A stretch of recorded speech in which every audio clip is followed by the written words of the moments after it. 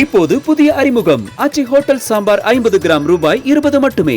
தொடர் மழையால் கள்ளக்குறிச்சி மாவட்டம் கச்சிராபாளையம் பகுதியில் உள்ள அரசு மருத்துவமனைக்குள் மழைநீர் புகுந்துள்ளதால் நோயாளிகள் பெரும் சிரமத்திற்கு ஆளாகியுள்ளனர்.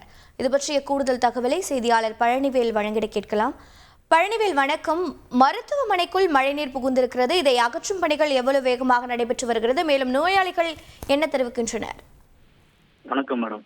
அதாவது தமிழகத்தில் ஏற்பட்டுள்ள நெஞ்சல் புயல் காரணமாக கள்ளக்குறிச்சி மாவட்டத்தில் கடந்த ஒரு 2 நாட்களாகவே கனமழை பெய்து வருகிறது.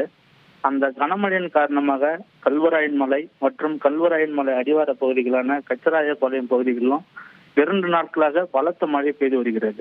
இந்த மழையின் காரணமாக கச்சராயபாளையம் பகுதியில் உள்ள அரசு ஆரம்ப சுகாதார நிலையத்துக்குள்ள தண்ணீர் புகுந்துள்ளது. குறிப்பா அந்த தண்ணீர் என்பது மருத்துவர்கள் அறை, மருந்தகம் கொடுக்கும் அறை, புற நோயாளிகள் அறை என மருத்துவமனை உள்பகுதி வரை முட்டிக்கால் அளவிற்கு தண்ணீர் புகுந்துள்ளது. இதனால்